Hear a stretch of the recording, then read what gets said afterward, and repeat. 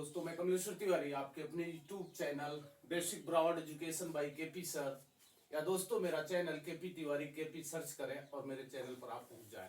दोस्तों, मैं इतिहास से संबंधित बहुत ही महत्वपूर्ण घटनाओं को अपने वीडियो के माध्यम से अपने YouTube चैनल पर डाल रहा हूं और आप इसको एक बार देखिए और इसका भरपूर लाभ उठाइए। ये इतने परीक्षा उपयोगी जो आपके लिए बहुत हेल्पफुल होंगे।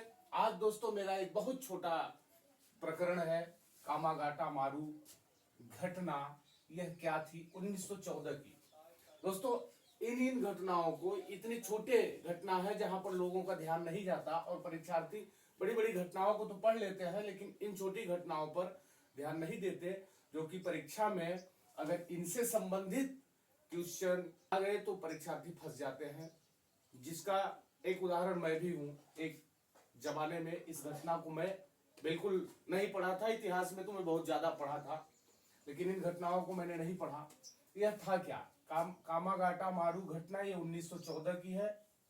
अब 1914, अब इसी समय देखिए विश्व युद्ध शुरू हो गया था 4 अगस्त को।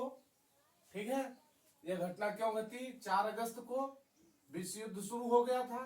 4 अगस्त 1914 को जब घट गई तो इसी विश्व युद्ध से संबंधित होने के कारण यह घटना बहुत चर्चित हो गई, क्योंकि उस समय ये जो कनाडा था अपने यहां भारतीयों को प्रवेश वर्जित कर दिया। कहा कि मैं अपने यहां भारतीयों को नहीं आने दूंगा। और कैसे भारतीयों को? जो भारत से सीधा नहीं आ रहे हैं। और उस समय कनाडा सरकार ने क्या कहा कि मैं जो भारतीय भारत से सीधे नहीं आ रहे हैं, ये भारत है देखिए, और यहां से अगर कोई कनाडा सीधे नहीं आ रहा है, ठीक है, तो मैं ऐसे भारतीयों को अपने यहां नहीं आने दूंगा। लेकिन दोस्तों, उस समय की परिस्थिति देखिए, यह भारतीयों पर एक अत्याचार था, भारतीयों का एक शोषण था, क्योंकि भारत कनाडा से भारत सीधे नहीं पहुंचा जा सकता था। यहां पर दूसरे देश में जाओगे और तब सीधे कनाडा नहीं पहुंच सकते थे, इसलिए उस समय सीधा कोई मार्ग ही नहीं था। और दूसरे देश जाओगे फिर कनाडा आओगे, तो एक तरह से यह भारतीयों के पर अत्याचार था। और उसी समय यह नवंबर 1913 की घटना है। कनाडा की जो सुप्रीम कोर्ट थी उसने 35 भारतीयों को कनाडा आने की अनुमति दे दी। कहा भाई आप हमारे यहाँ 35 आदमी आ सकते हो। किसने आदेश दिया? कनाडा की सुप्रीम कोर्ट। सुप्रीम कोर्ट मतलब सर्वोच्च न्यायालय, जो हमारे यहाँ दिल्ली में है, देश का सबसे बड़ा न्यायालय। उसी ने परमिशन दे दिया कि आप 35 भारतीय हमारे देश आ सकते हो। अब क्या, जब यह समाचार देश विदेश में पहुंची तो सिंगापुर में एक सिंगापुर में कनाडा की देश विदेश में पहुंची तो सिंगापुर में एक व्यापारी थे। सिंगापुर में ये थे गुरदत्त सिंह, एक व्यापारी थे। इन्होंने एक जहाज किराए पर लिया जिसका नाम था कामागाटा मारू। इस जहाज को इन्होंने किराए पर लिया और 376 यात्रियों को बैठा करके ये वैंकूवर की ओर कनाडा चल दिए।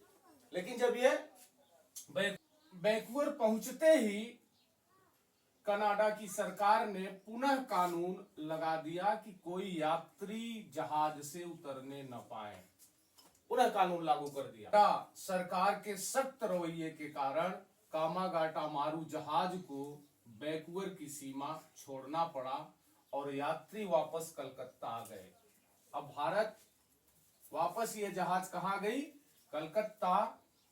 और कलकत्ता भारत में राज्य अंग्रेजों का था।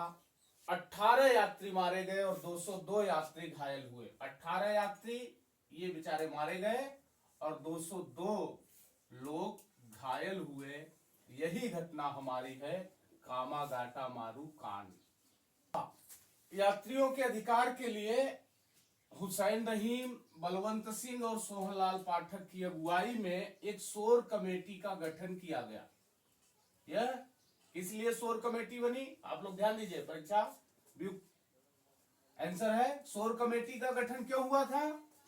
कामागाटा मारू घटना के यात्रियों के अधिकार के लिए शोर कमेटी बनी और इन लोगों ने चंदा एकत्र किया चंदा भी इकट्ठा किया और अधिकार की ये लड़ाई लड़े।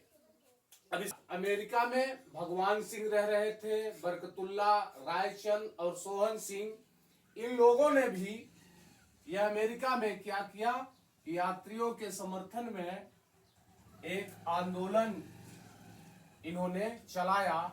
यह थी दोस्तों हमारा कामागाटा मारू घटना 1914, जो बहुत ही महत्वपूर्ण घटना थी उस समय भारतीय परिप्रेक्ष्य में।